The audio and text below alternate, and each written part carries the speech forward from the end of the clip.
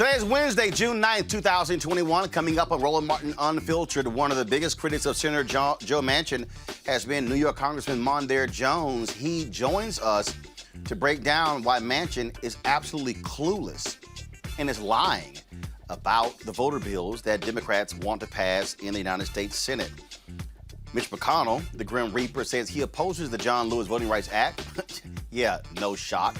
Florida Congresswoman Val Demings has officially declared her candidacy for the United States Senate in Florida. In Atlanta, former Mayor Kasim has filed the necessary paperwork to run for mayor again. Also, we'll break down the difference between HR1, the For the People Act, and HR4, the Voting Rights Act. Folks, also, Georgia's black pastors will head to D.C. next week to persuade senators to support the John Lewis Voting Rights Act. And Stacey Abrams' group Fair Fight Action is launching Hot Call Summer to mobilize young voters around the For the People Act. And anti-racism activist Tim Wise will join us to talk about white fear at Fox News. Oh my goodness, y'all, they are so scared of black folks. Plus, in Tech Talk, you'll meet a former rapper who developed an app called Healthy Hip Hop. It's time to bring the funk. I'm Roland Martin Unfiltered. Let's go. He's got it. Whatever the biz, he's on it. Whatever it is, he's got the scoop, the fact, the find. And when it breaks, he's right on time and it's rolling. Best believe he's knowing. Putting it down from sports to news to politics. With entertainment just for kicks, he's rolling. It's on go, roll, y'all. It's Roland Martin, yeah. Rolling with Roland now. He's funk, he's fresh, he's real, the best, you know he's Roland Martin now.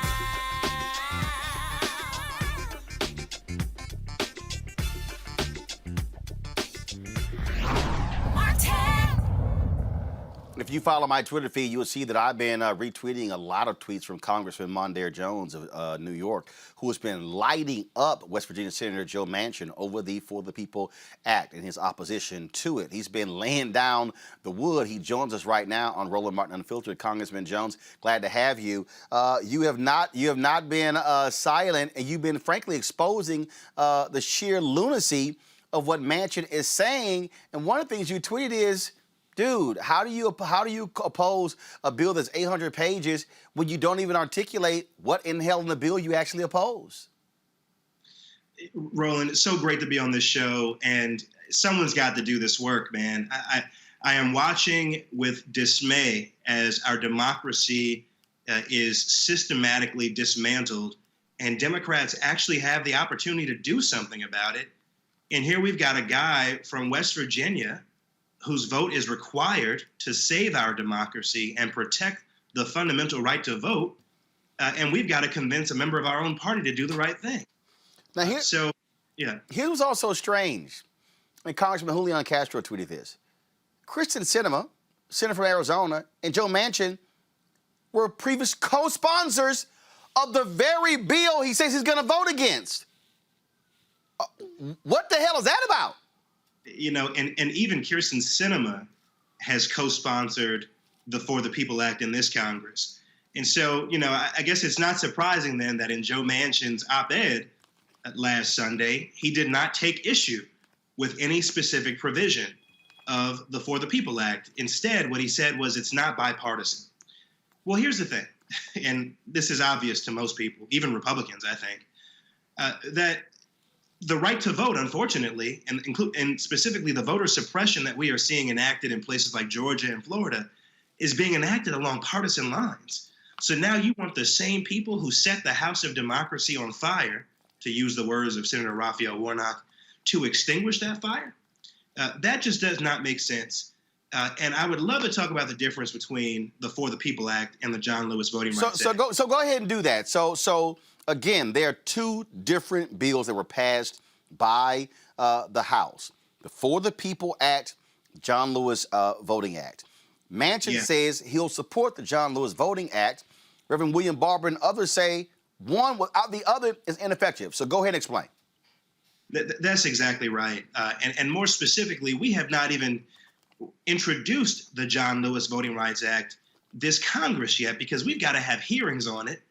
because, as I'm sure you know, in 2013, what was at the time a 5-4 conservative majority on the Supreme Court gutted the last preclearance provision, which was a regional preclearance provision, saying, you know what, if you have a municipality or a state that has a history of discriminating against people of color and with respect to the right to vote, then if you do anything else moving forward, if you change your way of voting moving forward, you have to get preclearance.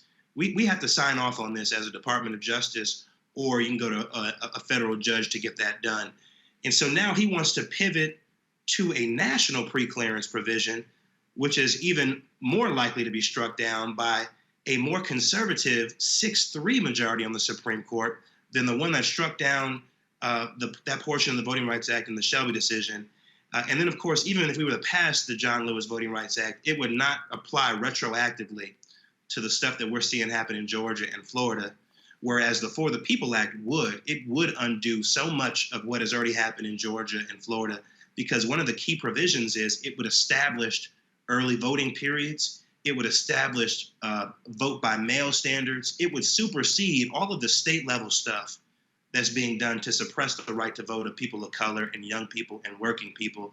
And it would go further. It would enfranchise an additional 50 million people through automatic voter registration. And it would end partisan gerrymandering, which is the process whereby, among other things, Republican-controlled legislatures put all the black people, as many black people as possible, in one district, instead of spreading them throughout different districts, so that they can just have one Democratic district as opposed to multiple Democratic districts, thereby diluting the black vote. And so this is really important stuff for people to know, and it's why there's no substitute for the For the People Act, and it's why we have to get this done. Here's the thing that jumps out at me. He keeps yelling bipartisanship. Fine, Joe. Show me the 10 you're going to bring with you. I keep saying, every time he runs his mouth, he should be challenged. Show me the 10. Who are they? Where are they? This is someone who couldn't get 10 Republican votes for a bipartisan commission to investigate the events of January 6th. And that wouldn't be for his lack of trying. I mean, it's just the case that the modern day Republican Party is not interested in good government. What has happened is the American people have elected Republican senators who are against the government and want to dismantle the government. So it's just not good. It's not a good set of facts or preconditions for people who actually want to help the American people, right? I mean, not a single Republican, as you'll recall, voted for the American Rescue Plan, despite the fact that 80% of the people in this country, a bipartisan number of folks, supported the American Rescue Plan. So we've got to act like we actually have control of government, which we do, and do the right thing and not wait for people who are not interested in giving President Biden any kind of victory, or doing anything that would be perceived by the former president, President Donald Trump, as some kind of slight. So what do we do? If Manchin doesn't support it, Democrats have 50 votes. I don't know a single Republican. He's not going to break the filibuster. And so if he's not going to break the filibuster, Sinema's not going to break the filibuster, we're stuck. Yeah. I've got to believe that Joe Manchin does not want his legacy to be that of the senator who stood in the way of American democracy, to be that of the senator who blocked voting rights at a key moment in our nation's history. And the reason this moment is so key, Roland, is because we're going into a redistricting year where congressional maps are going to be drawn that will impact literally the next decade, right? And these folks are setting themselves up not to certify the presidential election that happens in November 2024, just like they tried to not certify the presidential election from last November, just hours after we nearly died at the Capitol based on that big lie that they were pushing about mass voter fraud. I grew up in the NAACP. I'm a movement guy. I think we've got to keep organizing. I think perhaps as important as anything else, certainly as important as anything else, in fact, if not more so, the President of the United States has to rise to the occasion. I love the idea of passing a major multi-trillion-dollar infrastructure bill. We sure have to do that. But more important than anything right now, especially now that we're on the cusp of crushing the COVID-19 virus, is to secure the right to vote in this country. If for no other reason, this president's agenda depends on it. And so he has to use his bully pulpit. He has to use the stature of his office. he has to use all of the resources available to him to negotiate a deal with a member of his own party to vote for the People Act, because nothing else matters in this moment. And again, we've only got a few months left because states are going to start drawing these congressional maps, and it is going to be a bloodbath for people who care about our democracy and who care about good governance. We will not only lose majorities in the House and the Senate, which means people like Raphael Warnock are unlikely to get reelected, but you're going to have people with control of government who don't care about the truth. Well, the thing I said is this here. Manchin got a little hissy fit when Vice President Kamala Harris was doing interviews in West Virginia. My whole deal is target him. Go after him hard. In fact, I say send her down to Harper's Ferry, and give a speech touting John Brown and the importance of voting rights. I say President Biden go to West Virginia yourself and give a speech. I mean, it has to be in your face, because otherwise, and Manchin also lied. He lied when he said he's voting on behalf of the will of his people. That's an absolute lie. Reverend William Barber tweeted this out earlier today, where he talked about in this what it is. This was a graphic that he posted from the Rachel Maddow show that showed 79% of likely voters in West Virginia support the For the People Act. 79%. So I'm sorry. Who is he talking about when he says he's doing this for the people of West Virginia? You're absolutely right, Roland. And I've seen that data, and I think it was a poll that was commissioned by a group called End Citizens United, which is a good governance group. This is nonsense, this idea that somehow the people of West Virginia are not in support of this. In fact, the bill is so popular that the Koch brothers and their allies were at a conference, and they were secretly recorded, I suppose, and that was published, talking about how the polls show that the bill is so popular, it's really difficult to tank it. Well, I guess now those folks have gotten a hold of Senator Manchin. But we have to continue to persuade him to listen to, well, facts and his better angels.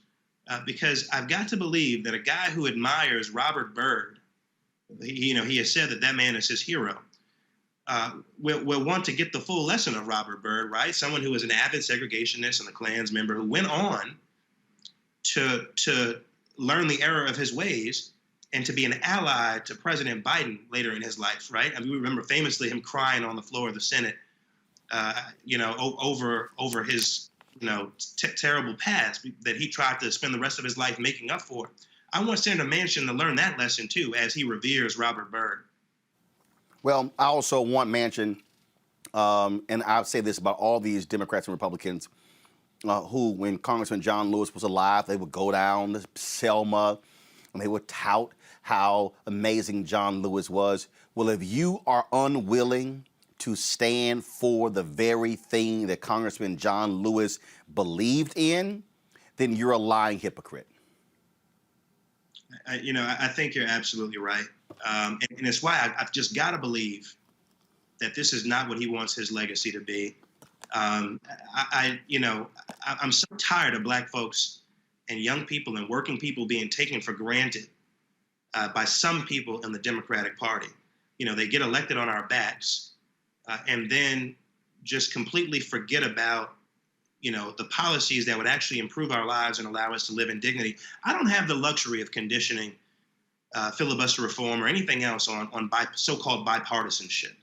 Okay, as a black man in America, for example, my life is directly impacted by police violence, right? And so on and so forth. We can say that about the Equality Act as well. And so it's just crazy to me that people are forgetting the real life implications of not passing the legislation that House Democrats, who have been doing the lion's share of the work in this country to help improve people's lives, have been passing at a breakneck speed. This is a Senate problem, and it is a White House problem, and we need the White House to finally rise to the occasion and do right by the American people. And not just say at a speech in Tulsa, 2 senators, no, name them. That's what must has to happen, all right? Congressman Mondaire Jones, we certainly appreciate it. Thank you so very much. Thank you. Take care. All right, I want to bring in a couple of my panelists right now. We're joined by Scott Bolden, former head of the National Bar Association Political Action Committee. We also have lawyer, crisis manager Monique Presley. Will be joined later by Robert Patillo. Robert, who is hanging out right now on Black News Channel. Robert, come over here where people are actually watching the news. All right, y'all, let's go right to it. Scott Bolden, I want to start with you. First and foremost, the pressure, putting the pressure on, putting the pressure on Manchin. Look, he doesn't like national pressure, but this is where, to me, you got to put pressure on him from people who are from his state. Earlier, I mentioned Reverend Dr. William J. Barber. They had a Moral Monday discussion that took place on Monday, and this is Pam Garrison, who's with the Poor People's Campaign for West Virginia, and she just cut right to the chase. Watch this. My senator talking about compromise, and I wonder what reality is he in? Does he think, is he that delusional, or does he think we are that stupid? You got to have somebody to compromise to compromise. We've had 13 years of Mitch McConnell saying, no, you can't have a living wage. No, the Grim Reaper I am. Let your bills come here to die. I don't care. And now the senator that I put in there that comes here and says, I can relate to you poor people, and looks down at his nose at me with pompousness and don't hear what I'm saying. Yeah, he'll let me sit there and say what I say and pour my heart out. And you know what? He turns right around and does the very opposite of the things that I'm saying is hurting us and hurting our people. He goes and does. We are coming. We are coming. And I'll tell you what, my fellow Americans are coming with me. We don't need guns. We've got morals. We've got justice and a constitution that they have stomped on. And this is my constitution and my country I'm fighting for. And I want everyone, the news media, every one of my West Virginians, every one of my Americans to know we are in this together, and we're not taking no for an answer, and we're not listening to the lies, the conspiracy theories, and the just downright immoralities anymore. I've got the Lord, and I've got reverence. I've got my people behind me. And we are coming. Poor People's Campaign, we're not political. We're not about different parties, but we are about policies that lift us up and that helps everybody. And how can somebody have that much power in their hands and not use it for good? We can do better. We deserve better. Scott? Yeah, she dropped the mic on that one. But you know, Roland, everything that your prior guestman there said, the Poor People's Campaign representative, that all makes sense. But when you're that illogical, like Senator Manchin is, as a lawyer, I start to think, okay, this is so illogical that this is all lies. This can't be real. I often think, well, what am I missing? Right? What's really going on here? Because we can talk to ad nauseum about how bad it is, but is there something that we're missing? Right? So, for example, Manchin says the White House and Biden has never called him, never put any pressure on him. Why is that? We need this now more than ever. So why is Biden and the White House, if that's true, not going all out and putting pressure on Manchin now versus later? Secondly, that statistic you showed where 80% of West Virginians support For the People Act, that is just completely inconsistent with one vote, one rep, and putting forth efforts and leadership to support your constituents that put you in this place. And so either we're missing something or we need to really go after Biden for not putting pressure on Manchin and the other senator, or we need to figure out what we're missing and what they're up to, whether he's being paid or whether he is privately or substantively really a Republican in Democratic clothing. That's all that's left. Those are the questions, and we need the answers. Well, Monique, the White House doesn't necessarily want to do that because they know they have a tenuous situation, 50-50. They need Manchin for all the criticism. He's still a Democrat. They need his vote to get judges confirmed. Biden focusing on the infrastructure bill as well. But so where does that leave those folks who believe in voting rights? Right. I mean, this situation, where is Olivia Pope is all I can say, because he needs to be handled. I don't know who in the caucuses, in the White House, in big business. I don't know where the pressure points are for this man, but now is the time that they need to be pushed. I saw so many different people, including, I think, Dr. Jason Johnson, who were saying this doesn't have anything to do with the CARES Act. This doesn't have anything to do with voting rights. This doesn't have anything to do with anything except for a power-hungry man with a big head. And I think even, Roland, you posted something along those same lines.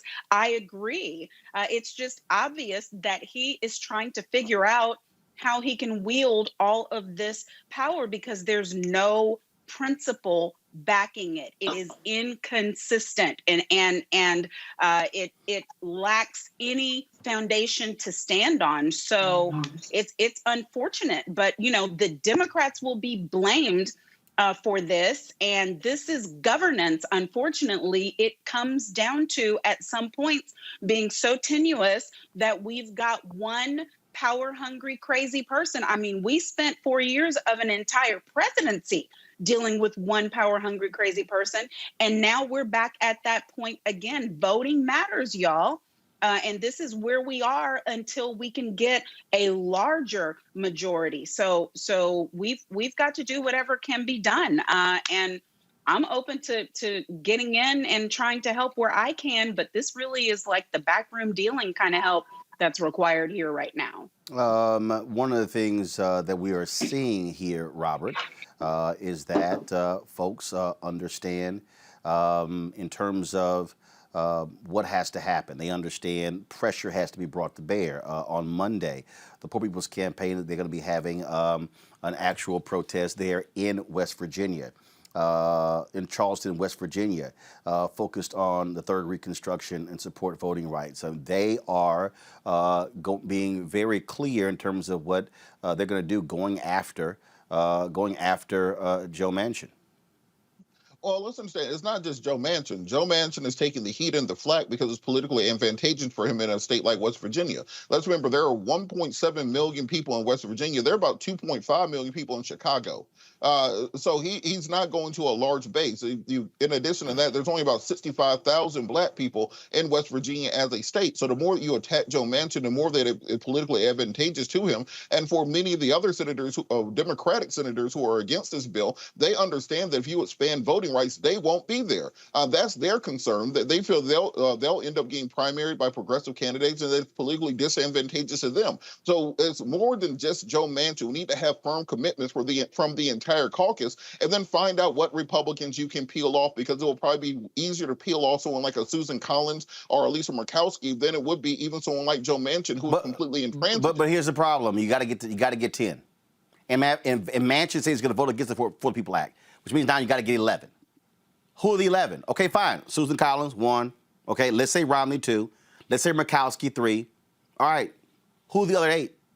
Well, I think procedurally the question will be, who could you get to vote to break the filibuster rule on an issue like this? Because you can't do it through reconciliation as you could the infrastructure bill. Who are the 8? Budgetary issue. Who are the 8?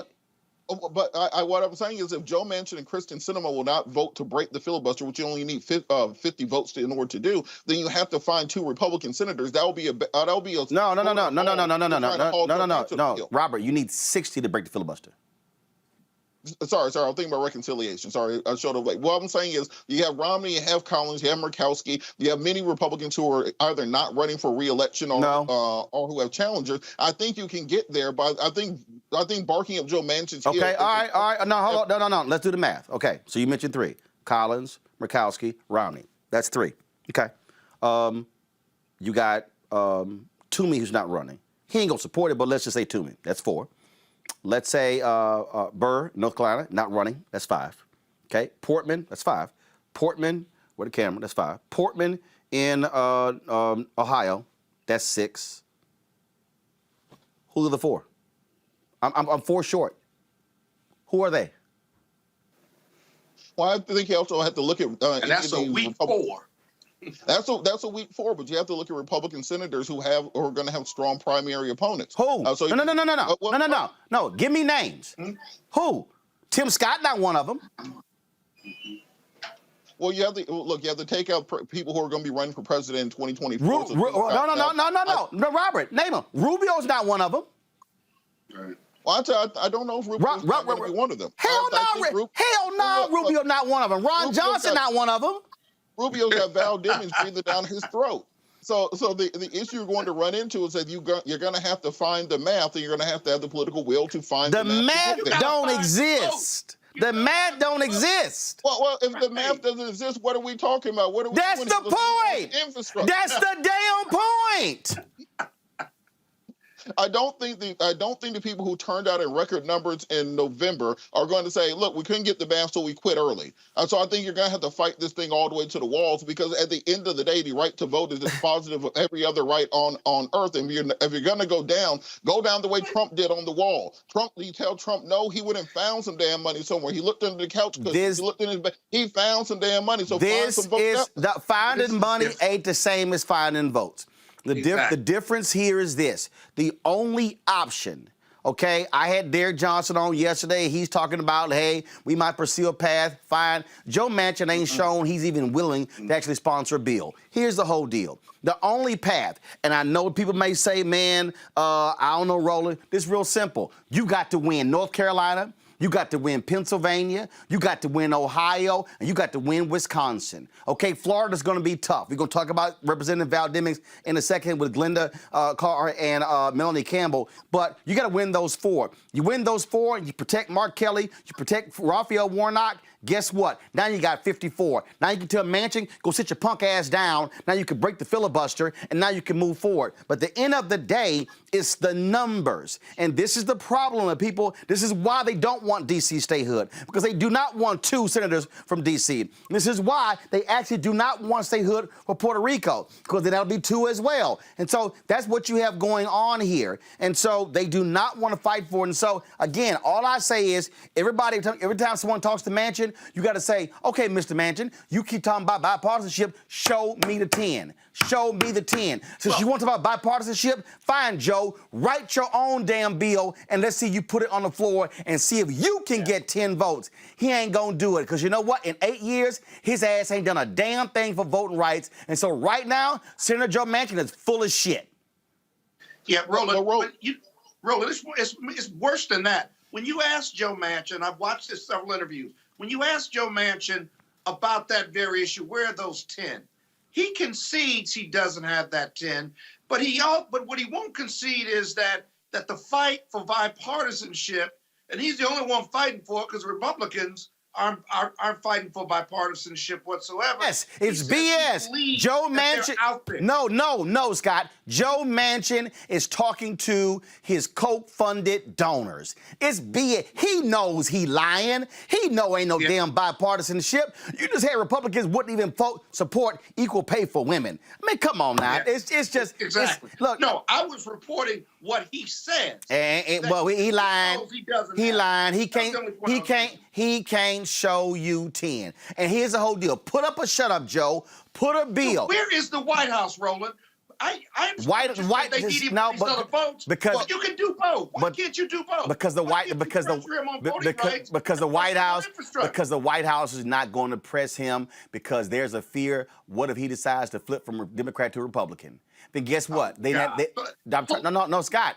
I'm trying to tell you. Scott, here's the deal. If Senator Joe Manchin flips from a Democrat to Republican, Mitch McConnell now is Senate Majority Leader. That's how tenuous. They do not want to. The White House does not want to push Joe Manchin into a corner. That's why, which is why that white woman with no teeth from West Virginia, who was and I'm being serious. Folks like her, That's why Reverend Barber, what they're doing, they got to mobilize those broke, poor white folks in West Virginia and put it on his ass at every turn. Yeah. Speaking of put it on his ass, that's what we want to see Congresswoman Val Demings do to Senator Marco Rubio in Florida. Today, she had not officially announced that she is running for the United States Senate. She dropped this video.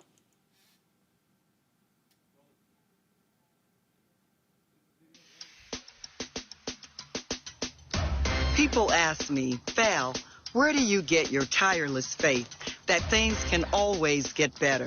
I got it here in Jacksonville, Florida. When you grow up in the South, poor, black, and female, you have to have faith in progress and opportunity. My father was a janitor, and my mother was a maid. She said, Val, never grow tired of doing good. Never tired. Work hard, not just for yourself, but for others. So I went to Orlando to serve as a police officer. Met my husband and #1 partner in crime fighting, Sheriff Jerry Demings. I ended up serving 27 years. I just never got tired of it. Eventually, this working mom worked her way up to chief of police. Orlando's violent crime this year is down. Murders, robberies, aggravated assaults, total violent crime, all lower than a year ago. Under her leadership, there has been the most dramatic decrease in violent crime in the city's history. They said we never lower crime, but I said never tire. And after all that, I still wasn't tired. So I ran for Congress and got back to work. Congresswoman Val Demings, member of the House Homeland Security, Judiciary, and Intelligence Committees. I've never tired of representing Florida, not for one single moment.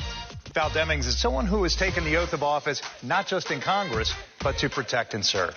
And along the way, we brought law and order to a lawless president. He is an habitual offender committing crimes in progress. Unlike some in Washington, I never tire of standing up for what I believe is right, because no one is above the law.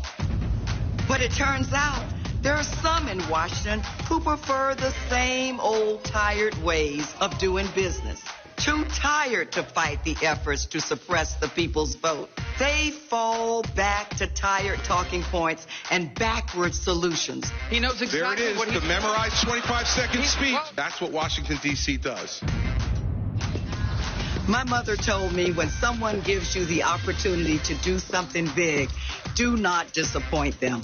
I'm running for the United States Senate because of 2 simple words. Never tire.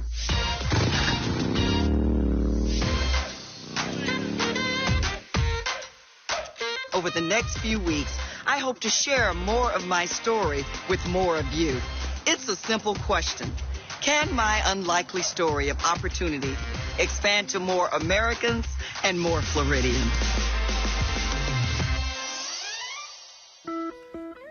Joining us now is the President and CEO of Higher Heights for America, Glenda Carr, and Melanie Campbell, the Executive Director and Chief Executive Officer of the National Coalition on Black Civic Participation. Glad to have both of you. Melanie, folks, look, it's going to be a tough fight. The reality is Senator Marco Rubio, very popular in Florida. That state has gotten redder. Donald Trump won that state in 2020 and 2016. But of course, in the previous election, Andrew Gillum came within 30,000 votes of defeating Ron DeSantis for governor. One of the, when you look at the numbers there, Broward County as well as Miami-Dade County numbers have been awful when it comes to Democratic turnout, especially black turnout. And so what do you think it's going to take for Congresswoman Val Demings to topple Senator Marco Rubio in Florida? Roland, you're asking me? I'm so sorry. Yes. Oh, thank you. I'm sorry. First of all, thanks for the invitation, as always. What it's going to take is going to be turnout, right? Florida is very, that's the state, this is where I grew up. But the diversity of Florida is real. So you have a 13% black voting age population in Florida, but you have a diverse state with many folks from many other parts of the world that are here in Florida. So it is going to be about turnout. And I think that, and this is just my analysis, and I'm not endorsing anybody because I'm a 501c3, so I'll say that up front. But the reality is that I think she has a fighting chance of winning, but it will be truly about turnout. You talked about those numbers, and we're seeing in the 2020, this particular year, turnout being lower in even some of the municipal races. So it's going to be a tough fight, but I think she has a good chance. And you think about the even though we haven't think about what has happened with the Amendment 4, you have a lot more people on the books, maybe not all because of the Republicans pushing back on it, but you do have a lot of room for new voters in the state, as well as and of course I would be remiss in not saying what the role Black women can play in helping her have a fighting chance. But I think she really does. And what I'm hearing, I'm actually in Florida, been in Florida back and forth for the last month or so. So there is a buzz on the ground in the places that I've been in about her candidacy. Linda, in that Andrew Gillum race, exit polls showed 18% of Black women voting for DeSantis. Some say that was all tied to the opportunity scholarships there. When we look at that state as well, Democrats have done horrible with Latino turnout. In the last election, the Venezuelan vote, the Cuban vote went strong for Donald Trump. And so it's going to take also putting together a real coalition there of Democrats in Florida. That state has been in disarray, the Democratic Party. And so with Congresswoman Val Demings, not only is she going to have to put together a strong campaign, she really has to lead the effort to repair the party in that state because of the problems that they've had over the past several election cycles. I agree. But one thing that is in her advantage is her official, as you know, people have, most people think that she had already announced, right? So she is officially announced today. And this is she has a long runway, not the longest runway, to be able to build the momentum in a sustainable campaign. And what that building blocks to a winning campaign starts in Florida. And so she certainly had, we are proud to have endorsed her on day one, Higher Heights, our political action committee, Higher Heights for America political action committee. And so in the state, she will need to get around and build a coalition of voters. And at the base of that coalition are Black women. And so we've seen over the last election cycle that Black women on the ballot, and particularly Black women at federal elections and national elections, will build not only the enthusiasm of Black women to prepare to vote, but to actually build the enthusiasm of Black women to organize their networks to the polls. And then she builds from that building blocks to build a diverse coalition of voters across the state. And then finally, it is also her ability to build the national momentum. We have seen that when you have a candidate that excites America, this is going to be one of the most expensive elections that we will see. We say that every year until we spend more money.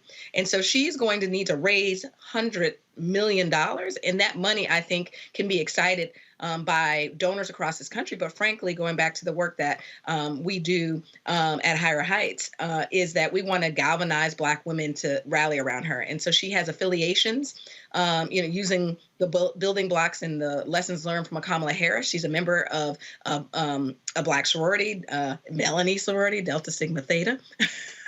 And is a member of, she's an active member of her church, an active member of a variety of local and national organizations that don't endorse, but these are powerful individual members that they will see themselves in her candidacy and want to support her and volunteer for her and send those $2, $3, $4. And we're, a year out. So when you start talking about sending, grassroots dollars on a monthly basis, it's going to build the excitement and momentum, not only in the state, but also nationally. Something tells me, Melanie, you and your Deltas, yes, the Deltas cannot as an organization endorse, but individuals can work on campaigns.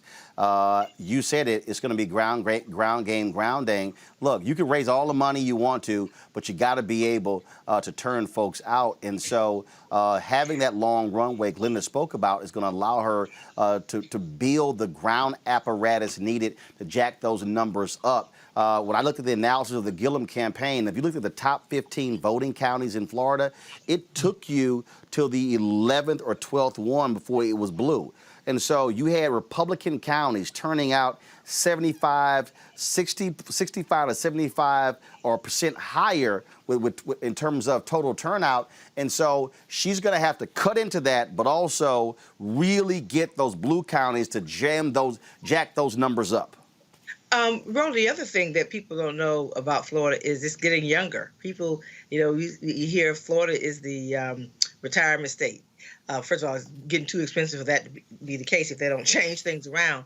But, when you look at the reality, those 18 to 53, young and not so young, they make up the majority of the vote. So that's the other thing about Florida demographics.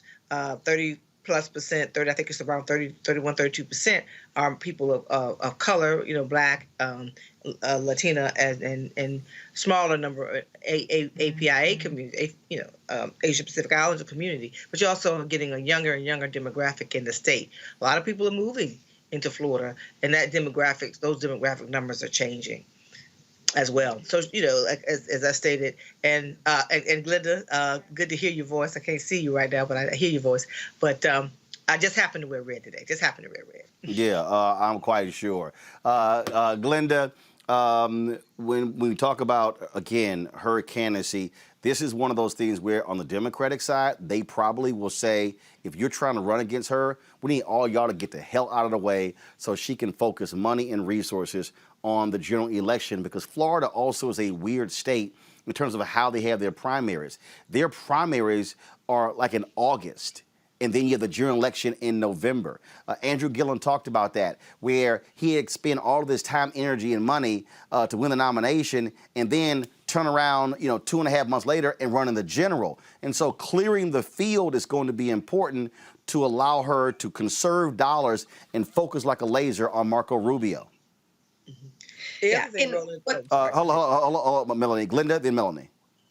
Yeah. And so, Congresswoman Val Demings is a well-known, well-liked congressional member who has made an impact since being elected in 2016. And so on the day that she announced today, you had endorsements announced from Higher Heights for America PAC, from Congressional Black Caucus PAC, Collective PAC. And so you're seeing that she is starting to coalesce national organizations, and certainly I'm sure there will be regional and state and local organizations and influencers that are going to coalesce around her. And the more she coalesces, this is a long runway, Roland, right? For a Black woman. Oftentimes, endorsers jump on a Black woman campaign on the last minute. So the more she can build the momentum, there's an opportunity for her to, like you said, either clear the field or at least lighten the field so that she can really concentrate on the November election.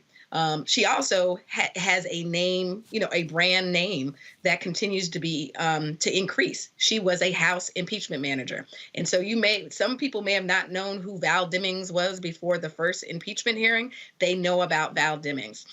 She also was on the short list for consideration for a potential vice president running mate for Joe Biden. And so she has not only a national name recognition, but certainly she has a name recognition in the state that puts her ahead of many other candidates. But more importantly, I think, when we get to the general election on one-on-one, she has that name recognition that then she builds that campaign infrastructure and the ability, ground game, to be able to get not only her message out, but her ability to talk to voters, both door to door, phone to phone, text to text, group to group.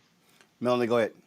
The only other thing I say is, and there's a governor's race next year, so it's going to be high turnout. And there are also a lot of voting rights challenges in this state as well, with the current governor and legislature trying to do what a lot of other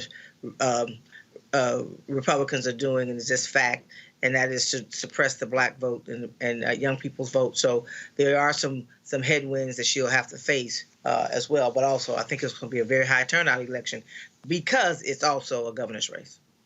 All right. Linda Carr, Melanie Campbell, we certainly appreciate it. Thanks a lot. Thank you. Thank you, Roland. All right, let's go back to our panel. Scott Bolden, Monique Presley, and Robert Patillo. I'll start with you, Monique. This is going to be, again, a very, very tough race. Senator Marco Rubio is extremely popular in the state of Florida. And, of course, already raising money. It's going to be a ton of money raised, I dare say. I wouldn't be shocked to see Congresswoman Demings rake in the kind of money that went towards Beto O'Rourke or even Jamie Harrison in his race. But it's going to be, as Melanie pointed, it's going to be turnout. And this is where, look, you can raise all the money you want to, all the endorsements, but you don't win unless you have more votes than the other person, which means how do you get in those blue counties a turnout going from 57 and 59 to 68 to 72 to 75 or even 80? What is she going to have to say to black voters in Florida, to black men in particular, to say in those Haitian voters in Florida as well? I mean, you know, in order for her to win, she's got to have a massive black turnout and also being able to reach other groups. Yes, and I want to be very, very concise because I believe, obviously, that she is a qualified candidate. I am thrilled, win with Black women, that she is running. We've watched the trajectory of her career. We've watched her take on each and every challenge and just crush it. And I agree with what Glenda and Melanie said about her profile, not just local or state, but nationally. But when it comes to what she's going to say, I know she's going to say the right things because she's done the right things. She stands for the right things and she's doing the right things. What I need to happen is for folks in our position nationally to not make her work harder.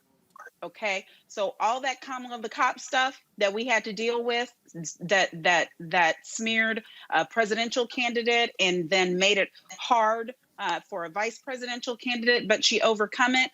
We shouldn't see any of that here from the Black folks talking heads who say that they are for progress and want for legislation to get passed and want for us to have a continued majority control in the Senate. Watch your mouths. Don't make it harder for Val Demings to talk to her own Floridians, whether they're Haitian, whether they're Black men, or whether they're women, whether they're whomever.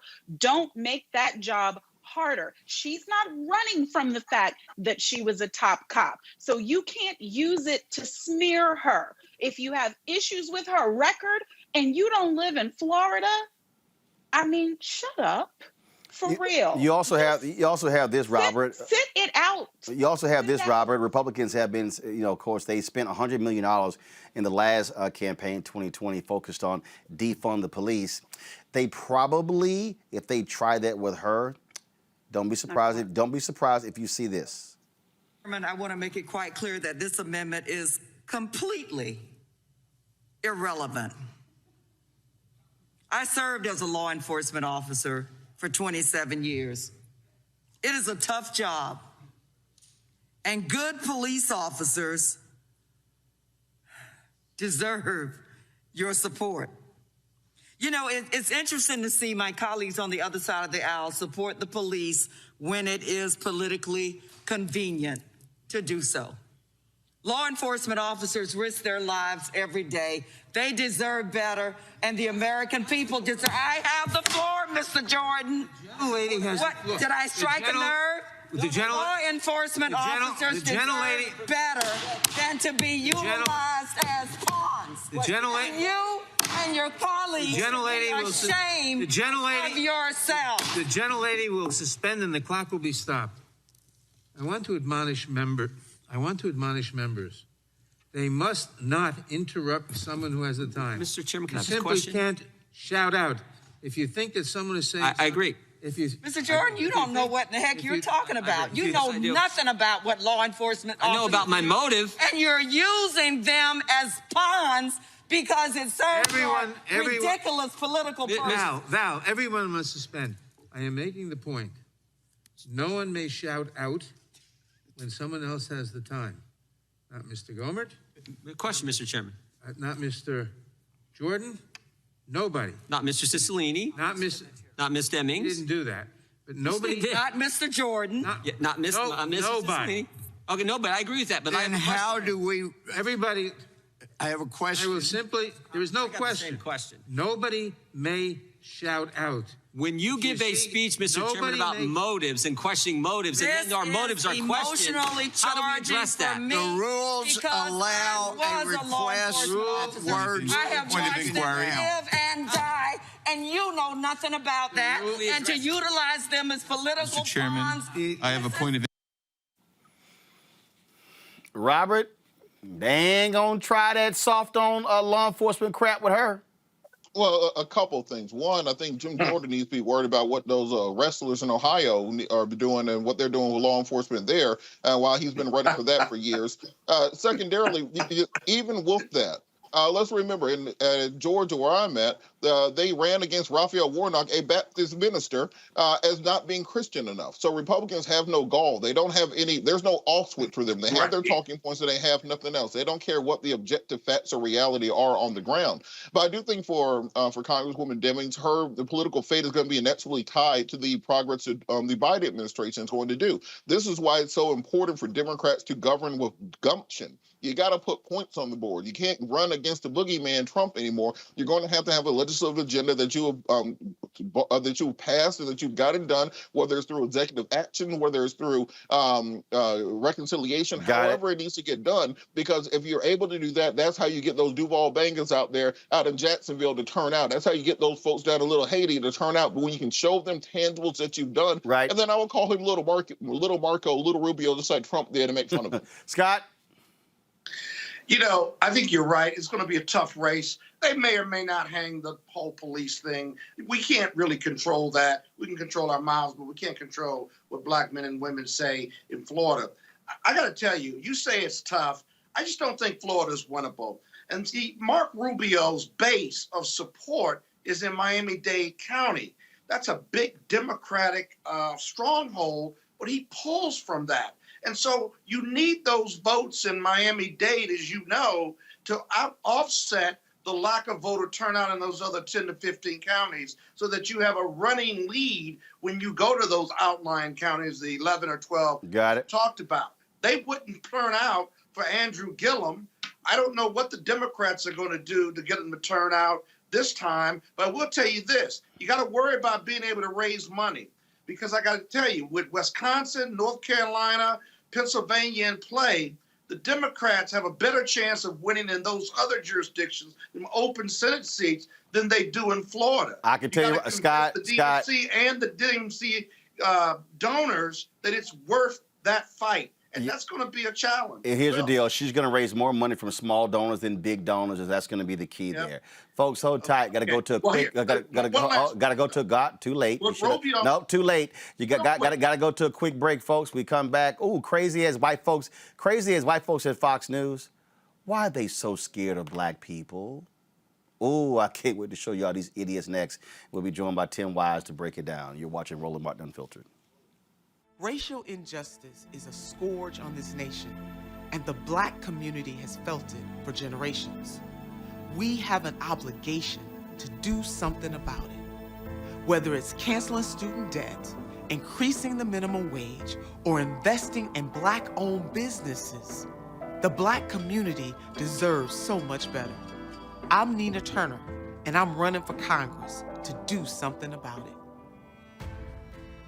White supremacy ain't just about hurting black folk. Right. We got to deal with it. It's injustice. It's wrong. I do feel like in this generation, we've got to do more around being intentional in resolving conflict. You and I haven't always agreed. Yeah. But we agree on the big piece. Yeah. Our conflict is not about destruction. Conflict's going to happen.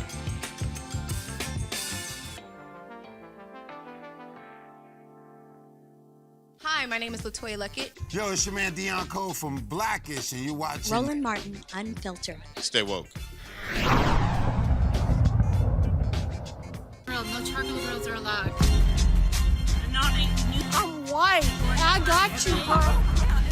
Illegally selling water without a permit on my property. Whoa! Hey! Give me your right. You don't live here. I'm uncomfortable.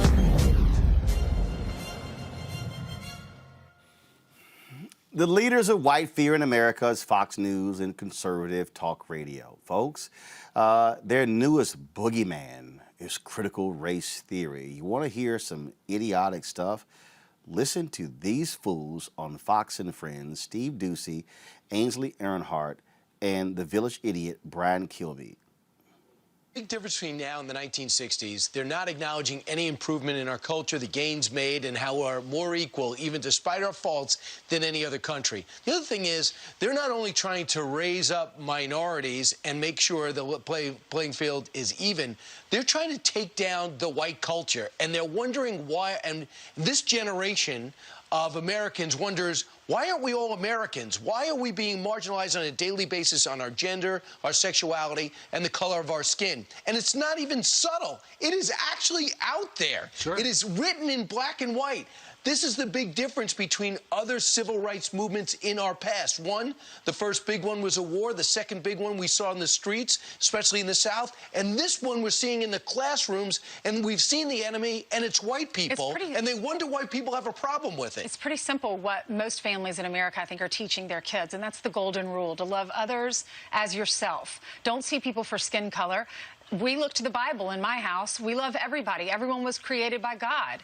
And we live in this great country where you can be anything that you want to be, and you can be an individual. This lady's saying they're not teaching them to be individuals. They're trying to instead lump them in as a group based on race. Sure. I want my daughter to know she can be autonomous. She can stand on her own 2 feet. She can be an individual and be exactly who she wants to be, and using the desires that God has given her to for a bright future. Well, you know, it is curious because it was just a couple of years ago where the United States of America elected an African-American as president of the United States.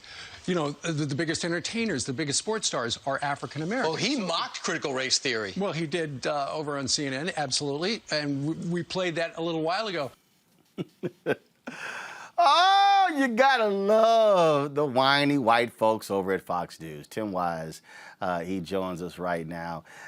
Tim does all kind of anti-racism work. Tim, you've written a book. One of your books was Dear White People, and an open letter to white America. And clearly Fox and Friends host didn't read it.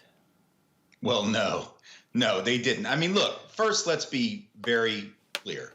If you were to take Brian Kilmeade, hold him by his ankles over a bridge, and give him 2 or 3 minutes to actually tell you what critical race theory was, or else you were going to drop him, let's just say there'd be one less friend on Fox, right? Because he couldn't define it. And I'm not advocating the killing of Brian Kilmeade. Let's be very clear. I'm just saying none of these people who are critiquing what they call critical race theory could define it. They haven't read Derek Bell.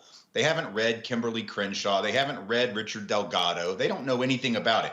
What they are using is that as a boogeyman term to refer to any discussion in school about the history of systemic racism in America and the contemporary reality of ongoing systemic racism. They simply do not want that analysis provided. They don't have a rebuttal to it other than to just say, well, there's no racism because, you know, Obama won. Listen, Benazir Bhutto was elected not once but twice in Pakistan, a woman, but I bet they wouldn't say sexism has been eradicated in Pakistan, right? The fact, and if it were up to white folks, including the ones who watch Fox and Friends, Obama wouldn't have won. White Americans, my people, I've been white a long time. I know my people well. Most white folks were happier with the thought of Sarah Palin maybe becoming president than Barack Obama. So how are you gonna hold up progress when you weren't part of it?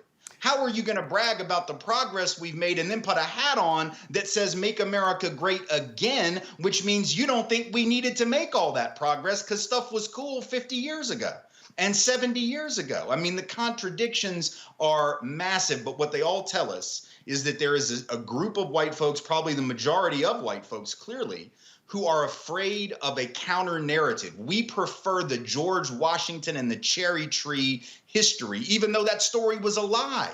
George Washington didn't cut down a cherry tree and run and tell his daddy. George Washington barely knew his daddy. His daddy died when George was young. That's all a made-up story. But we prefer that to the truth, which was what? George Washington was a particularly vicious enslaver of other human beings who, when they made the mistake of running away from Mount Vernon, had them tracked down on pain of death and took bounties out on them. That's who he was. Now, if you don't want me to say that because that's unpatriotic, your problem is not with political correctness, it's with historical accuracy.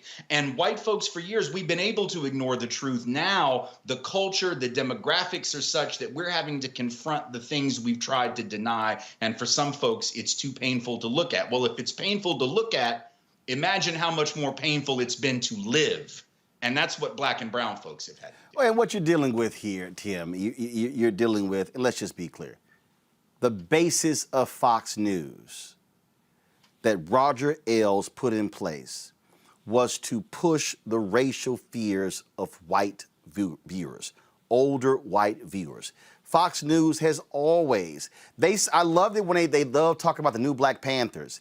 And the media, they talked about the new Black Panthers more than anybody else, and then criticize the media for covering the new Black Panthers. It was Bill O'Reilly who attacked Ludacris when he had his Pepsi deal. It's always been that. And so what you're dealing with now, what critical race theory is, and here's a photo here. Amna Nawaz of PBS covered this. This is a Loudoun County School Board meeting, and all these white folks turned out. 121 people signed up. And what was hilarious is that the superintendent said, we don't teach critical race theory in any of our schools. But these dumbasses who watch Laura Ingraham, who watch Sean Hannity, who watch Tucker Carlson, and now it's like critical race theory is now the banner, put everything that's racial in under that, critical race theory, and they have no idea. What they cannot stand, and Brian Kilmeade said it, they do not like the fact that black people, Latino people, and Asian people, we now get to have an opinion about what it means to be an American. Right, and have the ability to be heard and to have that opinion represented. You know, for years, that's the thing. If you've had hegemonic dominance of the culture, pluralism feels like oppression. Right. And all it is sharing space. All it is saying, listen, we're going to have a bunch of perspectives offered that have been silenced before. That doesn't oppress you. That doesn't marginalize you. If you'd open your mind and your heart a little, it might enrich you. But instead, these folks, I mean, just to give you an idea of how absurd, and I know you know this, in Idaho, there's a lawmaker who got up and gave a talk a couple of weeks ago attacking critical race theory, complaining about the teaching of, get this, not Derek Bell, not Kimberly Crenshaw, not Richard Delgado, To Kill a Mockingbird, Harper Lee. That is like a staple of the American literary canon. And by the way, it's a white savior narrative, and they still didn't like it. Like Atticus Finch is the white dude who comes in to save the black guy, and I won't give away the ending as to whether it works or not in case folk haven't read the book. But I mean, if you can't even accept To Kill a Mockingbird, which is about racism in 1934 Alabama, I think is the year, then and they couldn't, this person got up and said, they're teaching our children that black people have been oppressed. Well, if you can't even accept the idea that black people were oppressed 90 years ago in Alabama, how the hell did you get to 8th grade to the point where they asked you to even read that book? But that's where we're at, because we're so used to being able to silence black people, to silence brown folks, to not have to consider their view, or maybe just sprinkle their view a little bit, season up the dominant narrative with some views from the outside. But the fact that other folks are saying, no, we're going to actually teach our view right there in the middle. We're going to have the 1619 Project reimagine the actual founding and the origins of the country. That's not displacing the dominant narrative. It's saying you got to consider this perspective also. But if you've never had to do that, that feels like the end of the world. It is the definition of fragility. It is the definition of snowflake behavior, which I should point out are also white. And I don't think that's a coincidence. And the reason we're talking about this here, because look, our folks need to understand anything deemed racial, they're going to attack. I'm writing a book on this very thing that's going to come out next year called White Fear, the Browning of America is making white folks lose their minds. I mean, that's literally and that's what's going on here. Donald Trump His entire presidency was based upon that. He was pushing the racial buttons and all of this. And there's no coincidence. Tim, they need this to stoke white fear for next year's election. This is not by accident. They need white people to be upset and bothered. Here they come. They're marching. The migrants are coming here to kill us and take our jobs. The black people, now they're teaching our kids. No, you can't teach our kids about systemic racism and Ainsley Earnhardt, because in our house, we love the Lord and it's all about God. But Ainsley, I bet your church is damn near all white. Oh, yeah. Oh, yeah. Well, all the enslavers said they were Christians. I mean, what does that have to do with anything? You know, the Golden Rule has been around a really long time. I'm pretty sure that the folks that ran the plantations had heard of that one. You know, and yet oppression still was the norm. So, folks, you know, we've always said, oh, treat the Declaration of Independence. I mean, Thomas Jefferson said all men are created equal, but he owned a couple hundred folks when he wrote that. So he clearly didn't mean it. So the question is, are we gonna just remember the fictional, hagiographic, rah-rah cheerleader version of American history? Or are we going to be honest that the country has been one foundationally built on a contradiction? The promise of democracy, but the reality of oppression, the reality of democracy only for a few and marginalization for the rest. And if you can't deal with that, right, then what you're showing is that this country, and especially its white population, is less emotionally mature than folks all around the world who have done a far better job at confronting their history. The Germans have done a better job. The South Africans post-apartheid have done a better job. The Rwandans after the genocide have confronted that history. And here we are a couple hundred years later, and we're still so consumed with the need to be the greatest country ever struck off from the forehead of God Almighty that we're not willing to look at the real damage that we've done, which means that we can't move forward. If you can't confront that pain and that past, you cannot move into the future a proud and confident nation and a pluralistic democracy. And that's what's at stake. This isn't just an academic discussion. And Tim, I wonder how many of those white folks showing up at the Loudoun County School Board meeting, I wonder how many of them said, take those Confederate statues down. I wonder how many of them said, I'm not going to vote for a party that supports Confederate monuments, that supports these things. You see the idiots who got busted in Texas who were trying to who didn't even know what the hell was in the bill, got thoroughly embarrassed on the floor, and then they, of course, lost. You know, what we're dealing with here is, and I keep telling people, I kept telling everybody, this was not about Trump. This was about 2043. This is what's going to be happening, not over the next 22 years. By the time we get 2043, we have a nation majority of people of color. This is going to be a 50, 100-year battle because white America has been defined through the prism of whiteness. They have determined the beauty standards, the historical standards. They have determined everything, and what is killing them is, damn, now more of them are on television hosting shows. More of them are in corporate America. More of them are teachers. We now have to put up with them having an opinion. Right. Well, you saw this story the other day out of Ohio, Memorial Day thing, right? A 77-year-old retired lieutenant colonel who's white, who just simply said, here's the history of Memorial Day. Turn his mic. Turn his mic. We are not going to hear that. He is not talking about Hudson, Ohio veterans. Turn his mic off. And he was like, it's just the actual history. Right. I mean, if you can't even let the old white dude tell you the truth, then you know you're in trouble, right? They literally were so desirous of not allowing the centering of black people in any way that's positive. They don't mind centering black folks to be critical of black folks. They don't have any problem centering blackness to point out what they consider pathologies in black communities, families, and culture. But if you talk about the contributions of black people to this thing that you consider, basic to your reality, Memorial Day, oh no, we can't hear that. So what that says is you hit it on the head, that America is a de facto white nationalist colony and always has been. And the fact that folks now are saying we have to confront and look at that is uncomfortable for them. They deny the foundations of the country, and they say that to point them out is anti-white.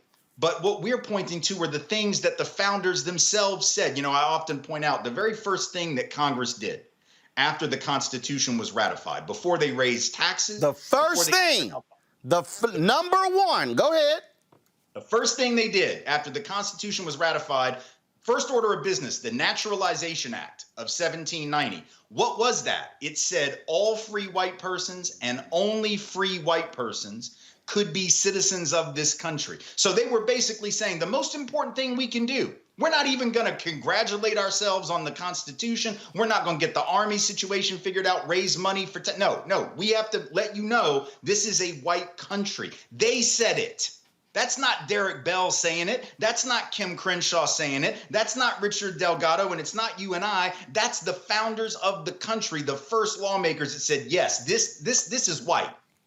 And so if that's what your country's been for hundreds of years, and folks actually say, no, really, it was never a white nation. Y'all just thought it was, and you ran it like it was, then that becomes the source of division. And so these folks can say, you're the ones creating the division by bringing this up, but the division is in the Naturalization Act of 1790. The division was in the colonial creation of the concept of whiteness, which didn't exist in Europe before quote unquote white people came here. That's something that was created here. You cannot blame the pushback for the division, because the pushback was in response to the original division. That's what white supremacy is.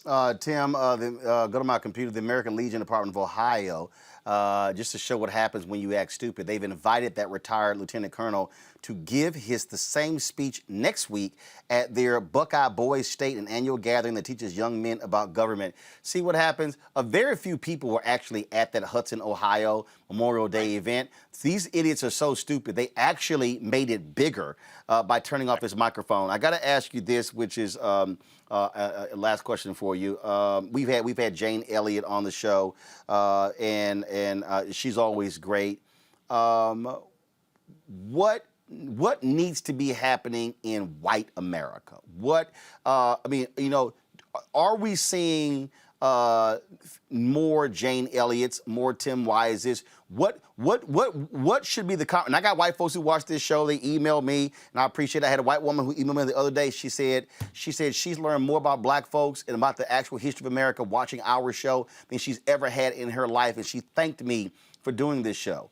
What should be happening in white America, in white churches? What should be happening in white households, white fraternities, the discussions that should be happening? What do you want to say to them? Well, I mean, look, I guess the thing I would say is to white folks, do you feel a helplessness around this conversation, an inability to engage? You get anxiety when issues of race come up. The reason for that is lack of practice learning about, talking about, and thinking about these issues. If you don't like the discomfort created by the conversation, which I get, like if we had a conversation about calculus, I would be very uncomfortable because I never studied it and I don't understand it. Same is true here for a lot of white folks never having to think about the issue of white supremacy as a system and its role in our own lives leaves us like the person that didn't take calculus. The problem is the only way you get better at it is to watch shows like yours, read the books that need to be read, and engage in the conversations. Challenge your family, challenge your colleagues, talk to your children. And if you're a child, talk to your parents, because sometimes the children are ahead of the parents in that regard. And ask some real fundamental questions about how did this church get to be so white? How did this school get to be so white? Why is this neighborhood so white? These are conversations that I had with my children. We would talk about this stuff from a very early age. Why are the Disney representations the way that they are? Media messages. What are the messages that kids pick up from all the media that they ingest? There's lots of places to start, but you have to do that if you're going to get the practice necessary to have dexterity in racial conversations and to really be able to do what we call race talk.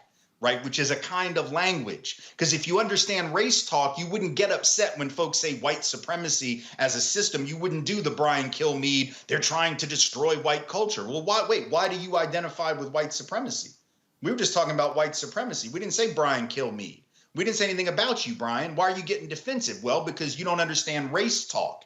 If you actually had been around black and brown folks talking about race, you would realize it's not personal. This is business, right? This is not personal. It's not an attack on you. It's an attack on a system of thinking, a system of institutional reality. That's what we're trying to change. This is not about good people over here and bad people over here. Most folks are pretty good folks. But if you're a good person caught up in a bad system, you'll recreate the damage of that bad system. And what you're saying is not just to conservatives, because there are progressives, there are liberals, there are Democrats who do the exact same thing. And they go, but no, I support the NAACP and the UNCF. No.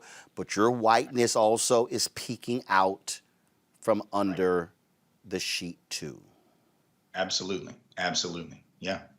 100%. Tim Wise, we appreciate it, man. Always a pleasure having you on the show. Thank you. Thanks for having me. Go to my panel here. As a matter of fact, all three of my panel, Fox News loves to call y'all. They don't call Roland. Scott, Monique, and Robert Patillo. I see y'all showing up.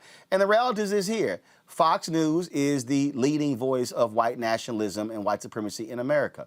This is their calling card. When you watch the crap that's spewing out Tucker Carlson's mouth every night, is white nationalism. Laura Ingraham, same thing as well. And so, but they have their entire, and their whole deal. They're talking to older white people. Their entire ecosystem is built around, oh my God, they're coming after the white people.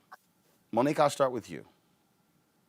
Absolutely. And the host in the clip that we watched, he was just saying what people are thinking.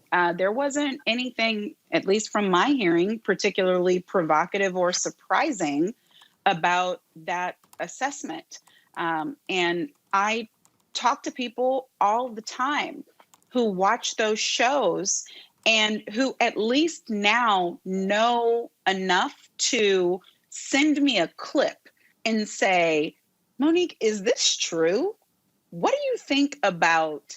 Because someone told me to, and they'll say something like, somebody told them, listen to Candace Owens. She's a really great person and she's Black and you need to hear her thoughts on all of this BLM foolishness, or listen to so-and-so, they have, and they have been watching Fox for so long, really when it wasn't the entire cesspool that it is now, that they rely on it, and it's the only place that they get their information. And so it is, everything that Tim said is spot on. I can't add anything to it. We are in a position right now where they believe that they are being attacked when all other people are trying to do is live and share space and breathe. And that is set up as an attack. Historically, it's being passed down through generations in families who are used to being in a position of power, even poor and broke, in a position of power, being better than. And to share space, to share air, to share breath, to share money, to share opportunities is seen as something that has to be avoided at all costs. And we see that from the Senate to the barrio. Robert, what is happening here, and the reason we're talking about this, and it's important that we do talk about it, because our folks need to understand this constant attack on woke corporations. I was watching, earlier, I saw Ron DeSantis, who was whining and complaining about corporations who have been involved against a lot of these issues out here. And he's like, these woke companies, and what's wrong with them, and how dare they stand up to us. And see, again, what they're mad about, they're mad that we're now flexing our muscle. Listen to this. some Republican governors are hesitant to sign legislation like you did? I think it's just corporate pressure. I think the corporations have gotten very woke. They tend to genuflect for whatever the most recent left-wing cause is because they just don't like getting the blowback. They don't want to be the subject of a social media mob or things like that. And so I think that they've taken that posture, but you can't let them, like some woke corporation, you're going to turn. See, here's why I think that's utterly hilarious. Because I recall when conservatives boycotted Disney over gays. I remember folks on the right boycotting the Phil Donahue show, boycotting Shirley Jesse Raphael and all these other different shows. So it's amazing. I really crack up at the folks who complain about cancel culture who were experts at cancel culture. Well, to that point, Roland, remember when they were bulldozing Two Live Crew albums and everything else, and now they're complaining about cancel culture. But look, this is a long, ongoing discussion that we've been having. 711 AD, Tariq the Moor was completing his conquest of the Visigothic empires of northern Africa, and then crossed over the Straits of Gibraltar into southern what's now Hispania, and conquered Cordoba and many of the other cities, and then moved on up through the Iberian Peninsula until they came into conflict with Charles the Hammer, grandfather of Charlemagne. Since then, they have hated black folks and have been afraid of black empires, the Umayyad Caliphate, conquering their cities, destroying their civilization, teaching them to read, teaching them to write, teaching them to bathe. And they've created this narrative of blackness overtaking whiteness with their advanced technology and their advanced math. And that's why they've continued to subjugate over the centuries. You can look at even the Ottomans and their conquest of Vienna going into 1592 and other times when nearly all of Europe was destroyed. And, you know, there were times where the Arab empires and Northern African empires would send boats over and enslave people in Iceland, enslave people in Northern Europe, going all the way up until the 17th and 1800s. Because of that, they've created this narrative in their mind that they have to continuously oppress and keep down black people, because the minute that they have any strength, any power, any ability, the minute they learn who they really are, then they're going to stand up and turn right back into Tariq the Moor, and we'll be right back banging on those gates of Vienna, and there will be no Charles V or no Holy League to come save them. I sent you guys a text message in the group chat because I talked about this on Fox a couple days ago, and they get very upset at black people when they talk about who you really are, and they have no way of separating in their minds you having a conversation about what black people are and who we are and what we need, and you attacking whiteness and calling them racist. There is no middle ground for them. Either they are dominant or you are calling them a racist and you are something to be destroyed. So we have to start re-educating them from the bottom up. And the way that has to happen is we have to stand up for ourselves, speak up for ourselves, tell our true history, and not bow down and start scraping and bowing like Candace Owens and some of these others every time someone criticizes us. They adore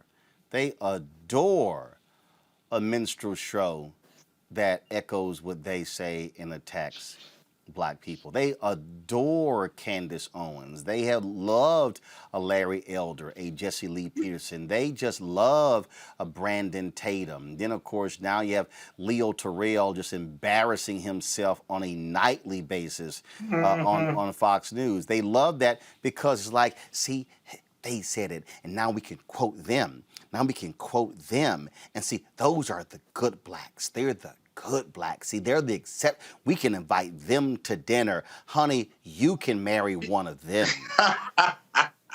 No. Well, but look, Roland, they fit that narrative, right? They fit that narrative. But let's take it even a step even deeper. That fear that you're writing about in your book, the reason, in my opinion, white people fear 2043 so much and don't want to give up anything and want to suppress the black vote is because their whole narrative and existence tells them that if we become a country of color, that black people, watch this white supremacist thought process, that if they're not in the majority, that black people are going to treat them the way they treat black people or have treated black people because that's all they know. All they know is that oppression. And last time I checked, I don't really think there are black people out here in mass who hate white people because of their color. They may not like white people because of how black people have been treated and oppressed for 400 years, but it's not rooted in the desire to fight them or to oppress them because we've been oppressed for 400 years. The reason they won't support legislation for HR1 is because they know if they support that and that gets passed, most of them believe that they will never win another federal election ever again. And the irony is that this is all about democracy, one man, one vote. That legislation shouldn't be offensive to anybody, but they're consumed with power and holding on to it because they know 2043 is coming. It's a concession on their part as you walk through the analysis.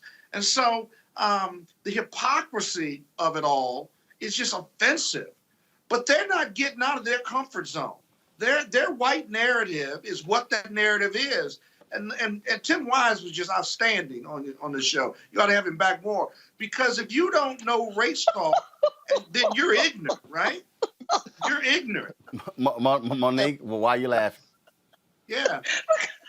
Scott never fails to tell you what the hell to do on your show. He is hilarious. Oh, but anyway, let me go on. Let me just finish what's rolling. Yeah. You ought to have him back on more. That white people really believe that expanding the power base, expanding America is a bad thing because they're losing something that they never earned.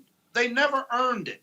But they think their white privilege, which drives their narrative, they think they earned that because they've been told that for 400 plus years. And so you have on your show who you want to have on. I was just suggesting it because he's just such a powerful speaker. Look, Roland, I think it's important. Of course, I'm gonna have on who the hell I want to have on. Robert, go ahead.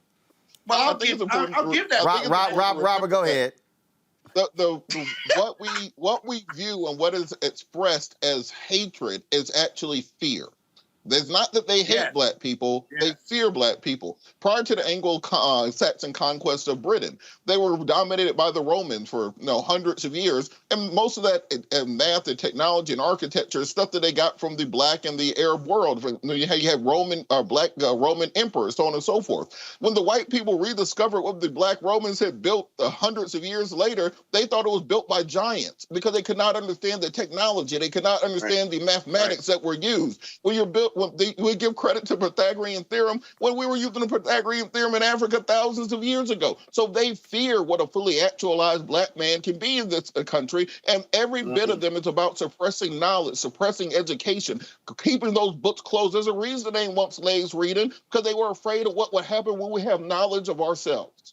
And that's why, folks, we use this opportunity with our Crazy As by People segment to show you this. This is the idiotic congresswoman from Arizona, Lauren Boebert, trying to question the sister, the acting White House budget director, Shalonda Young, and asking her about Joe Biden's request when it comes to the wall. If y'all want to see what black intellect and patience looks like with a clueless white woman, press play. I think the one question I have for you, Director, and most Americans have for this president and this administration is just how long will you be ceding the southern border to the cartels?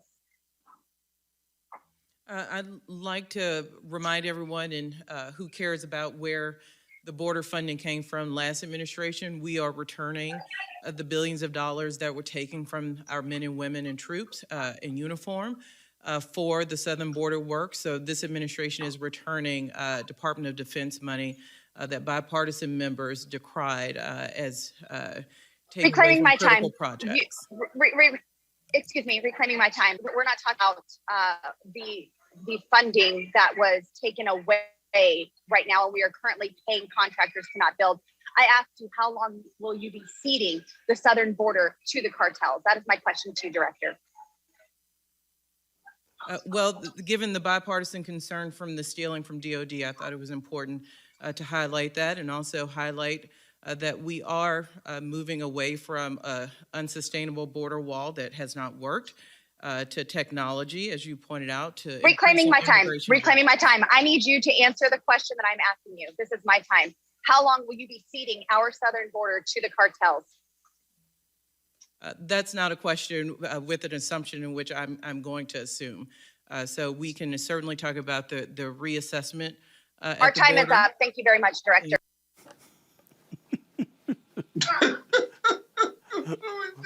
Monique Shalana was like, let me know when this child done. I'm just gonna dispatch her real quick. Go ahead. Right. I mean, she's saying I can't even try to answer this question because there are all kinds of assumptions in it that I'm not going to go along with in order to answer it. But I mean, these are just not they could at least send out the best or the brightest. But I do get it that with the Marjories and with the Laurens of the world, the stupidity is part of the draw because the people who follow them do not like smart people. They don't like intellectuals. They don't like well-educated. They relate to people who they think they can identify with. And that has always been lost on me because I am interested in voting for and having people lead me in any area who know more, have gone farther, who've studied harder, who can do things that I can't do. I mean,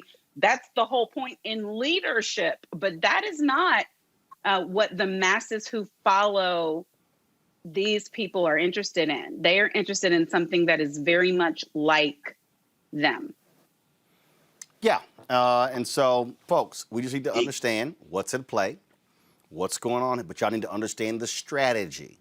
What we're seeing is deliberate by Fox News, OAN, OANN, Newsmax, and all the conservative talk radio. And this has been the case since Rush Limbaugh and all of them. By design, they have to stoke white fear in order to keep the racket going. That's what Ann Coulter has always done. That's what Laura Ingraham does. Megyn Kelly loves trying to run her mouth commenting on stuff.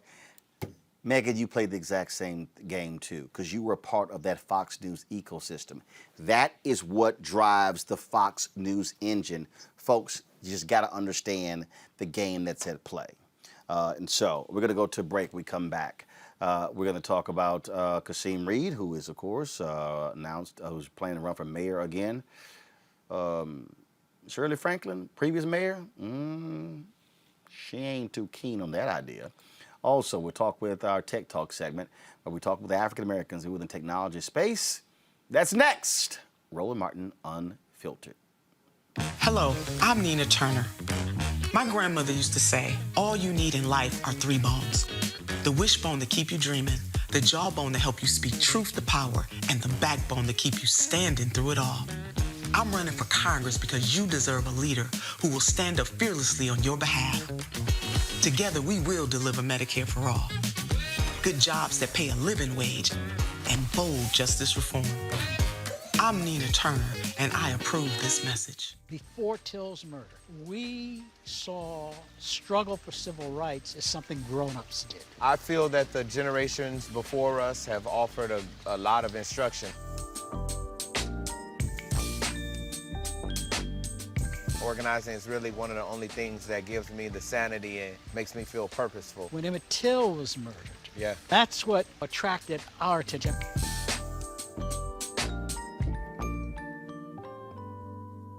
Hi, my name is LaToya Luckett. Yo, it's your man Deion Cole from Blackish, and you watching Roland Martin Unfiltered. Stay woke.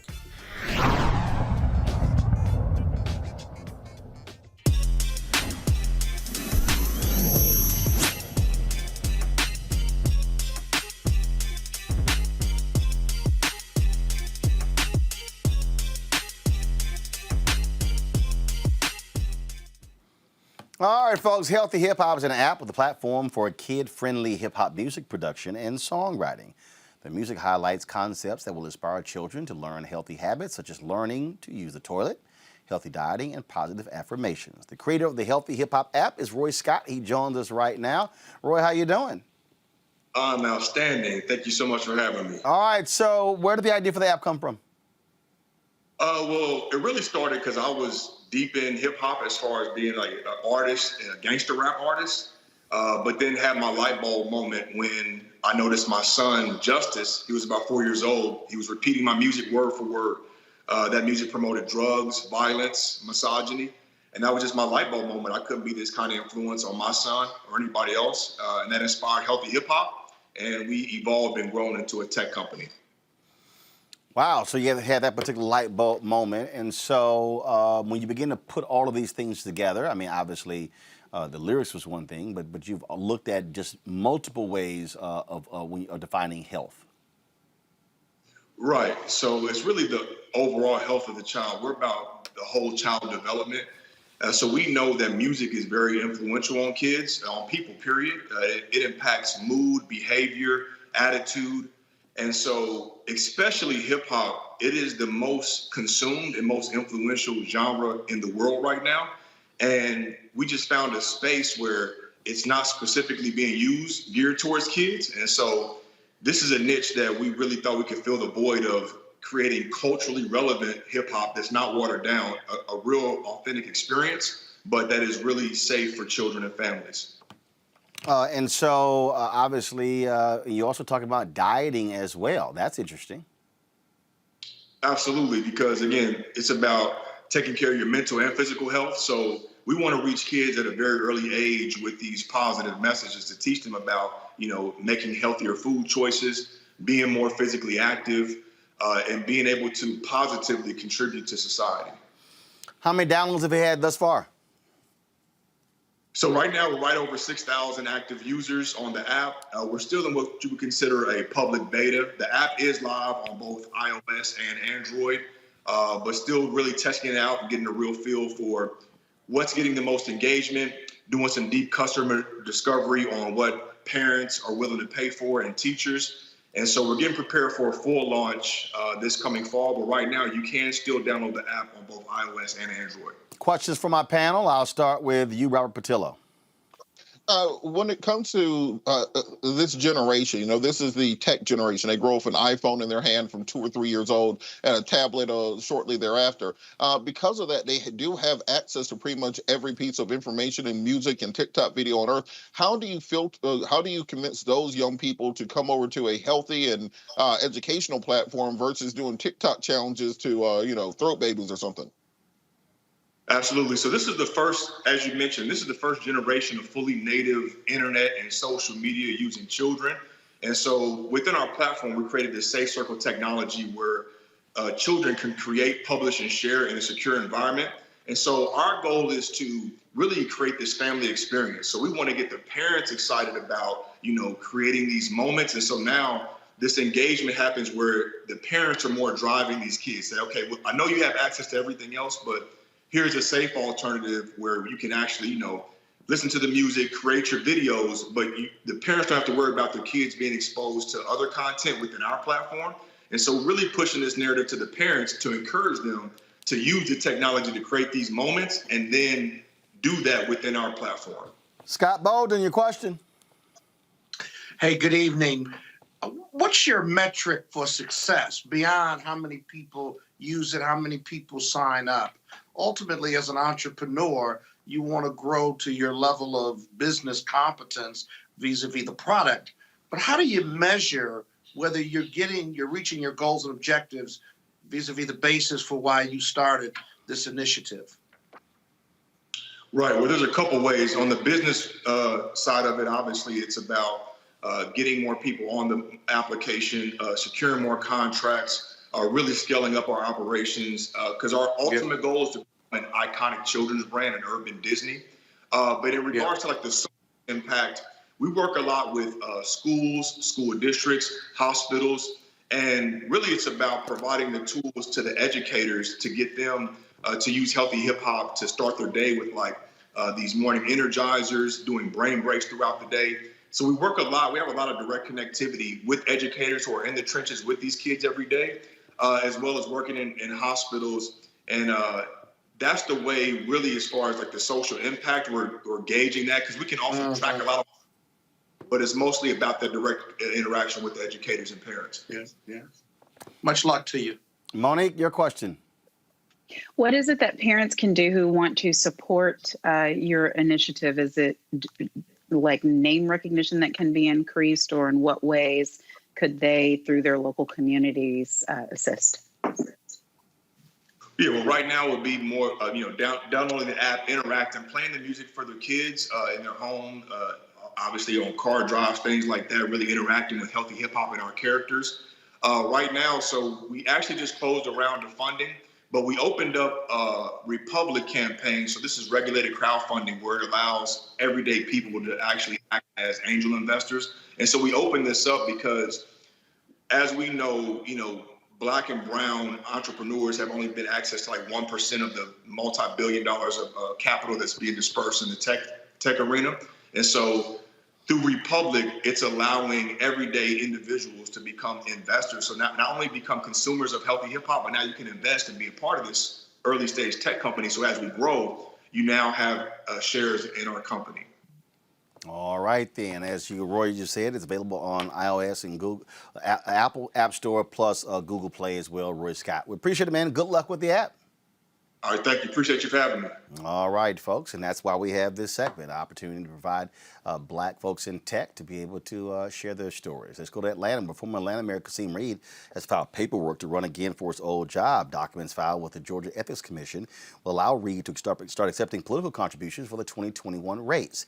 He jumped in 1 month after current mayor Keisha Lance Bottoms announced she wouldn't be seeking a second term. Reed was Atlanta's mayor from 2010 to 2018, and his administration was under federal investigation into city contracts and finances. Reed will face off against the president of the Atlanta City Council, Felicia Moore, and two other council members, Antonio Brown and Andre Dickens. They are already taking shots at him for that corruption investigation. And in addition to that, Mayor Shirley Franklin put out a statement saying that he failed as a leader as a result of that as well. Ouch. So expect that to be quite an interesting race taking place in Atlanta. And so we'll see who else jumps in. Like I say, a lot of folks are going to be jumping into that particular race. All right, folks, let's go to another story here, and that is in Atlanta. The family of an 8-year-old Black girl who was killed last year during protests for Rayshard Brooks filed a lawsuit against the city. What has happened? Attorneys for the family of Sequoia Turner held a news conference demanding justice for the young girl who was shot 1 year ago near Wendy's, where Brooks was shot in the back by an Atlanta police officer. We are here today to announce the filing of a lawsuit on behalf of the family of Sequoia Turner. Her life is priceless. We're forced to live through this day by day. We deserve justice. Someone needs to be held accountable. So the first tragedy is that we lost an 8-year-old girl. The second tragedy is it was preventable. And what we've learned in our discovery from the beginning of this case is that there was opportunity after opportunity and notice after notice, not only from the Wendy's owners and operators, but from the city, the mayor, city council, and the police department to do something about this, and they failed to do that. The lawsuit filed with the Fulton County State Court names Atlanta Mayor Keisha Lance Bottoms, Police Chief Rodney Bryant, City Council Member Joyce Shepard, and Wendy's International as plaintiffs. Also, folks, let's go to Tulsa, where 15 new burials are discovered there. Since the exhumation began in October, a total of 27 graves with what's believed to be the remains of victims from the 1921 Tulsa Race Massacre have been found. More remains are expected to be uncovered as the digging moves west. Once the bodies are exhumed, the city and its Public Oversight Committee will determine the next steps for storing remains, DNA testing, genealogical research, commemorating the grave sites, and honoring the remains. So certainly a sad case there. And speaking of sadness, the pioneer who sparked the 1953 bus boycott in Baton Rouge, Louisiana, has died. At 23 years old, Martha White had just gotten off work and caught the bus home. When she sat in one of the only bus seats available, she realized it was designated for white passengers. The driver demanded her to get up, but she refused, and another black woman sat beside her in solidarity. Once the driver pulled over and attempted to have White arrested, she told him about a recently passed ordinance to desegregate buses in the city. In response to the ordinance, bus drivers across the city went on strike. As a result, the ordinance was overturned, which prompted a bus boycott by the black community. White provided the framework for the Montgomery bus boycott, influenced by Rosa Parks in 1955. Martha White died at the age of 99. That right there is one of those examples, Robert, where people who don't understand history. This took place in Louisiana in 1953. Just like the lunch count, there was a lunch before what took place at the Ford, North Carolina A&T students when the late Dr. Ron Walters led the Wichita, Kansas chapter of the NAACP, the youth division. He led a lunch counter boycott there in Wichita. So even though we think about the sit-ins in 1960 or the Montgomery bus boycott in 1955, there were precursors. And in Montgomery, they studied that Baton Rouge boycott, and it did provide them with an understanding of what to do in Montgomery. Well, you're completely right. And this is why it's so important, going back to the conversation we were having earlier about the fears of critical race theory, that we do give people a proper and actual education. The way that we teach Black history in this country, I call it the Black history fairy tale. One day, Abraham Lincoln got up, decided he wanted to end slavery. So him and Martin Luther King met with Rosa Parks. So they got on the bus and rode from Selma to Montgomery. Then they went to Washington for the I Have a Dream speech. Then by noon, Barack Obama was president and racism was over. That's the way that we teach civil rights in this country. But there are legends, there are lions, there are titans who gave everything, gave their entire lives and livelihoods to this struggle to bring us to where we are today, who are not in history books, who are not remembered. And if you think it's bad for Black folks, white people have absolutely no idea or concept what happened or how brutal things were. So it's important that we venerate these people, we tell their stories, we tell the legends, we pass down this information, because when I see Black Lives Matter in the streets and this generation of activists, I understand that when you see these shirts saying, "I am not my ancestors," the only reason you would say that is if you don't know what your ancestors did. And because we have not educated them, they do not know how to go forward, and they end up retreading much of the same territory that's been walked before instead of building upon what has been done previously. So it's important that even if you have white folks storming the school board meeting saying they don't want any education on race, we have to teach those legends and pass down that information. We are the griot. We are the ones who have to push that knowledge forward, because if we don't do it, it will die out, and these people will be forgotten, their sacrifices left behind. And I think it's vital, Monique, that we understand the Martha Whites of the world. She died at 99, and unfortunately, we lionize a few people without understanding. And I say this all the time when we have the annual event around the MLK's birthday, that the national birthday of Reverend Dr. Martin Luther King Jr., it's not about him. It's about the movement. And when he won the Nobel Peace Prize, he accepted the award on behalf of the movement, which is why he also shared the proceeds of the movement. And that did not sit well with Coretta Scott King, but that's why he did it. And so the monument, the monument to Dr. King in Washington, D.C., it's not just to him. It's really to the movement. And we should always remember the Martha Whites of the world in addition to the Rosa Parks of the world. And of course, Claudia Colvin as well, the young woman in Montgomery who actually took the seat before Rosa Parks did, but they determined for other reasons why they wanted to go with Rosa Parks. Mm-hmm. Absolutely. I couldn't say it any better than Robert already has, especially the part about our ancestors, and anyone who wants to say that they're better, stronger, badder, more willing to fight than our ancestors has no clue why even the ones who did not fight, who stayed in homes and in jobs so that we can do what we're doing right now. All we owe is debt.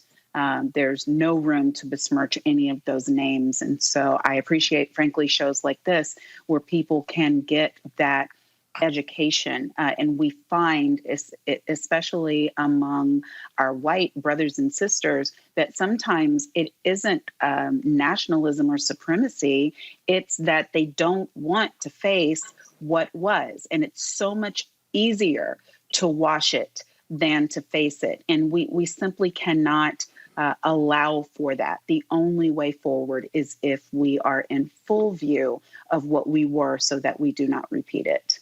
Scott? Yeah, just real quick. I agree with my colleagues. These were the foot soldiers of the civil rights movement.